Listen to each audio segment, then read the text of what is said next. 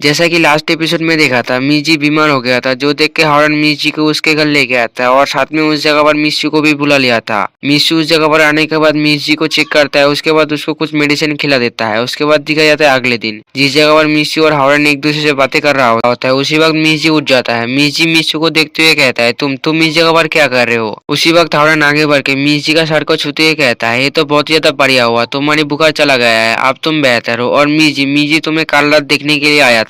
जो सुन के मिजी कहता है, परेशानी के लिए मुझे माफ कर देना, तुम्हारा बहुत ज्यादा शुक्रिया मिस्यू, मेरी मदद करने के लिए। उसके बाद मिस्यू कहता है, तुम्हें ये बात मेरे बजाय हॉरन को कहना चाहिए था, क्योंकि हॉरन ही था जो तुम्हें सारी रात जागकर तुम्हारे ध्यान रखा था। जो सुन के हॉरन भी थोड़ा सा शर्माने लगता है, फिर कहता है, मैं तुम लोगों को और ज्यादा परेशान नहीं करूंगा, तुम लोग एक दूसरे से बातें करो, मैं इस जगह से जाता हूँ। ये बोल के मिस्यू उस जगह से चला जाता है। जो देख के मिजी और हॉरन पहले तो कुछ भी समझ नहीं पाता है, उसके बाद एक दूसरे की तरफ देख के बहुत ज्यादा शर्माने लगता है। उसके बाद मिजी बहुत ज्यादा प्यारी तरीके से हॉरन को शुक्रिया कहता है। जो देख के हॉरन कहता है, इसका बुखार उतर चुका है, लेकिन अभी भी जी का चेहरा लाल है, इस तरीके से ये बहुत ज्यादा प्यारी लग रही है। उसके बाद दिखा जाता है शाम के डिनर टेबल की तरफ, जहाँ पे रोज सभी लोग डिनर करने के लिए बैठा होता है। ड्रैगन किंग जहाँ हॉरन को कहता है, इन कुछ दिनों में जी का ध्यान रखने के लिए तुम्हारा बहुत ही ज्यादा शुक्रिया, और मैं उस बात के लिए बहुत ज्यादा अफसोस हूँ कि हानग्यू और मैं इन दिनों में अपने काम को खत्म कर चुके हैं, इसलिए हमारे पास जी का ध्यान रखने के लिए जरा भी टाइम नहीं था। जो सुन के हॉरन कहता है, ये इतना भी कोई बड़ी बात नहीं थी, मैं इतना तो आपके लिए कर ही सकता हूँ।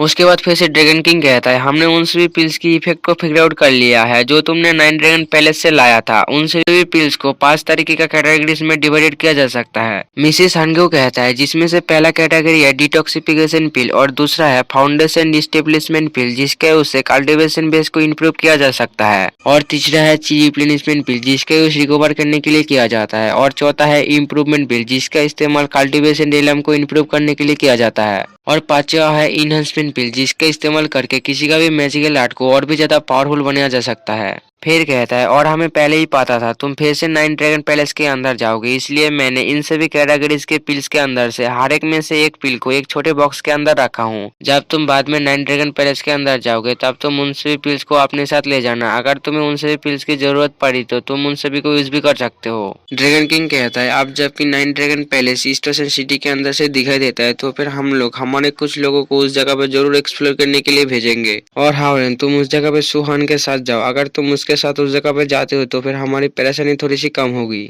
जो सुन के मिस्यू भी कहता है, योर मेजेस्टी, आपको इस बारे में कोई भी परेशान होने की जरूरत नहीं है, मैं इस बात को मेक श्योर करूंगा कि हावरन उस जगह पे बिल्कुल सेफ रहे। उसके बाद सभी डिनर करने के बाद हावरन अपने घर पे आ जाता है। जैसे गेट को खोल के हावरन अंदर आ जाता है, उसी वक्त मिस लिलिन और लिली हावरन के ऊपर झपट्टा मार देता है। जो देख के हावरन बहुत ज्यादा शर्मा जाता है और कहता है, तुम लोग ये क्या कर रहे हो, जल्दी से मेरे ऊपर से हटो, तुम लोग मुझे फिर से परेशान कर रहे हो। उसके बाद हावरन उन दोनों को मार के अपने से दूर करा देता है और एक जगह पर बैठ के उन दोनों से कहता है, क्या तुम लोग इन कुछ दिनों में फ्री हो? मिस्यू और मैं नाइन ड्रैगन पैलेस के अंदर चोरी छुपे जाएंगे और हमें उस जगह पर कुछ लोगों की जरूरत है। जो सुन के मिस लिली कहता है, हाँ बिल्कुल, हम लोग फ्री है, हम लोग तुम्हारे साथ उस जगह पर जा सकते हैं। उसके बाद मिस लिन कहता है, तुम हमें जो भी ऑर्डर दोगे उसे पूरा करने के लिए हमें जो भी कुछ करना पड़े वो सब कुछ हम करेंगे, लेकिन अगर तुम नाइन ड्रैगन पैलेस के अंदर जाना चाहते हो वो भी छुप कर, तो फिर तुम्हें उससे पहले कुछ तैयारी करने की जरूरत है। और मैं बताऊँ तो इस वीकेंड पर 5 हेवेंस के कल्टीवेटर सेट के खरीदारी की मेला ओपन होने वाला है, और तुम्हारे लिए ये बेहतर होगा कि तुम उस जगह से कुछ स्पिरिचुअल पिल खरीद लो जो स्पेशली स्पीड बीस्ट के लिए डिजाइन किया गया है, ताकि लिटिल वाइड भी इवॉल्व हो सके।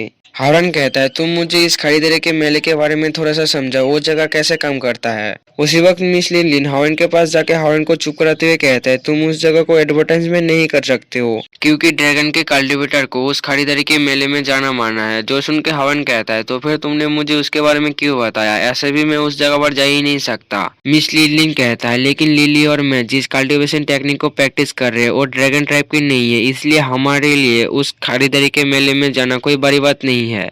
और तुम भी जिस light splitting short shadow school को कल्टीवेट कर रहे हो वो टेक्निक एक ही टाइम पर सभी 5 एलिमेंट को स्ट्रॉन्ग और कंबाइन कर सकता है, और उन कल्टीवेटर सेक्ट के लिए ये 5 एलिमेंटल स्पिरिचुअल रूट उनके साथ ही बिलोंग करता है, इसलिए उनके लिए भी ये बताना आसान नहीं होगा कि तुम एक ड्रैगन टाइप का कल्टीवेटर हो, इसलिए तुम भी हमारे साथ उस जगह पे जा सकते हो। हॉरन भी उन दोनों की बातें सुन के शर्मा जाता है। उसके बाद बाहर आ जाता है और उसी बारे में सोच रहा होता है और कहता है, पहले नाइन ड्रैगन पैलेस और अब एक खरीदारी का मेला। अभी के लिए मुझे लगता है ये सारी चीजें पीसफुल के बहुत ही ज्यादा दूर है। उसी वक्त पीछे से यूजिया हॉरन को बुलाते हुए कहता है, हॉरन तुम इतना ज्यादा परेशान हुआ क्यों लग रहे हो? क्या तुम कुछ बहुत ही ज्यादा बुरा करके आए हो? जो सुन के हॉरन कहता है, नहीं नहीं ऐसा बिल्कुल भी नहीं है, मैं कुछ भी नहीं करके आया हूँ। यूजिया कहता है, क्या सच में तुमने कुछ भी नहीं किया है? उसके बाद कहता है, छोड़ो इस बात को, और ग्रैनी ने मुझे तुम्हें इस बुक को देने को कहा है और बताया है कि तुम्हें इसकी बहुत ही ज्यादा जरूरत होगी। और मुझे माफ कर देना, मैं उस बुक को खोल के देख चुका हूँ, लेकिन मुझे इसके अंदर से कुछ भी ज्यादा समझ नहीं आया। हॉरन भी उस 5 एलिमेंटल स्वॉर्ड आर्ट की बुक को लेते हुए कहता है, लेकिन मिसेस फेंग तो अंधी है, उसको कुछ भी चीजें दिखाई नहीं देता है, तो फिर उसने मुझे इस बुक को कैसे दिया? यूजिया कहता है, मुझे गैनी ने एक जगह के बारे में बताया और उस जगह से इस बुक को लेने को कहा। मुझे लगता है गैनी की याद रखने वाली मेमोरी बहुत ही ज्यादा अमेजिंग है, जो अपने घर की इतनी सारी चीजों को इतनी अच्छी तरीके से याद रखा है। उसके बाद कहता है, हमारी क्लास इस वीकेंड पर बाहर घूमने के लिए जा रहा है, उस दिन तुम आने के बारे में मत भूलना। ये बोल के यूजिया उस जगह से चला जाता है। उसकी नेक्स्ट सीन में दिखा जाता है हॉरन को भी, जो अपने रूम के बालकनी में बैठा मेडिटेट कर रहा होता है और अपने स्वॉर्ड आर्ट की प्रैक्टिस कर रहा होता है और कहता है, 5 एलिमेंटल स्वॉर्ड आर्ट की टेक्निक बहुत ही ज्यादा पावरफुल है। आखिर मिसेस फेंग की बैकग्राउंड क्या है जिनके पास इतना ज्यादा पावरफुल टेक्निक की बुक थी? उसके बाद सीन शिफ्ट होकर वीकेंड के दिन दिखा जाता है, जिस जगह पर हॉरन स्कूल में आया होता है और कुछ स्टूडेंट को बस में चढ़ा रहा होता है और कहता है, आखिर यूजिया इतना लेट क्यों है, वो अभी तक क्यों नहीं आया? उसी वक्त कुछ स्टूडेंट शर्माते हुए बस से बाहर देखते हुए कहता है, देखो वो आ रहा है, वाकई में वो यूजिया ही है, वो एक स्टार बनने के लिए काफी ज्यादा खूबसूरत है। यूजिया को देख के हॉरन का मोटा वाला दोस्त कहता है, मुझे पता था यूजिया खूबसूरत है, लेकिन मुझे ये उम्मीद नहीं थी आज इस ड्रेस में यूजिया इतना ज्यादा प्यारी हो सकती है। हॉरन का चश्मा वाला दोस्त कहता है, और मैं इस बारे में सोच रहा हूँ कि यूजिया के साथ कौन बैठेगा, और मैं इस बात के लिए बिल्कुल श्योर हूँ, वो पर्सन मैं तो नहीं हो सकता, और ये बहुत ही अफसोस की बात है।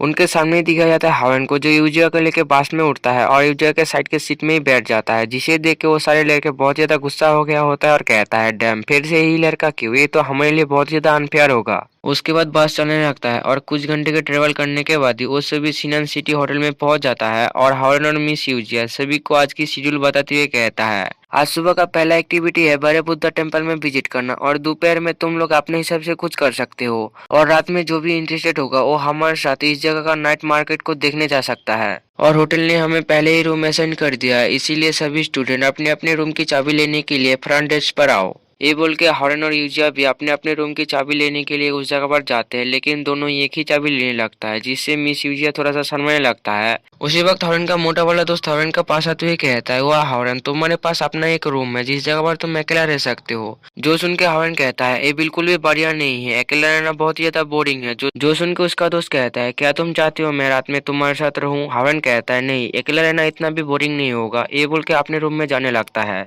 उसी वक्त साइड से उसे यूजिया दिखाई देता है। यूजिया को देख के हॉरन कहता है, यूजिया तो तुम मेरे साइड के रूम में रहने वाले हो, तो तुम्हारा रूममेट कौन है? तुम किसके साथ रहने वाले हो? यूजिया हॉरन के बात को सुन के थोड़ा सा शर्मा जाता है। उसके बाद कहता है, मेरे पास अपना एक रूम है और मैं उस रूम पे मालिना के साथ रहने वाला था, लेकिन उसकी आंटी सी सिन सिटी में रहता है, इसीलिए वो इस होटल में नहीं रहेगी। उसके बाद दिखा जाता है हॉरन का मोटा वाला दोस्त को भी, जो यूजिया की बातों को सुन लेता है और धीरे से हॉरन के पास जाके हॉरन को कहता है, तो यूजिया भी अकेला रहने वाली है हॉरन, ये तुम्हारे लिए एक बहुत ही अच्छा मौका है, इसलिए मैं तुम्हारे साथ रहने का मौका छोड़ के इसी यूजिया को दूंगा। जो सुन के हॉरन शर्माने लगता है और कहता है, ये तुम क्या कर रहे हो, ऐसा कुछ भी नहीं है। उसका दोस्त कहता है, तुम बस मेरे सलाह को ठीक से सुनो, यूजिया का भी तुम्हारे ऊपर जरूर इंटरेस्ट है, ये एक ऐसे मैन की वैल्यूएबल एक्सपीरियंस है जो हमेशा से सिंगल रहा है। जो सुन के हॉर्न भी हैरान हो जाता है। उसके बाद शर्माते हुए यूजिया को बाय कर देता है, यूजिया भी हॉर्न को बाय कर देता है और इसी जगह पर एपिसोड एंड होता है।